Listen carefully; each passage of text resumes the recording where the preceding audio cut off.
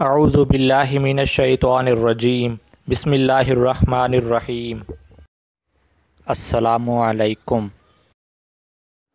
آج کا ترجمہ آیت استغفار کے فوائد کے بارے میں ہے، آئیے جانتے ہیں۔ ارشاد باری تعالیٰ: اور اے میری قوم کے لوگو، اپنے رب سے معافی چاہو، پھر اس کی طرف پلٹو، وہ تم پر آسمان کے دہانے کھول دے گا اور تمہاری موجودہ قوت پر مزید قوت کا اضافہ کرے گا۔ مجرموں کی طرح منہ نہ پھیرو۔ آج کا ترجمہ حدیث توبہ و استغفار کے بارے میں ہے۔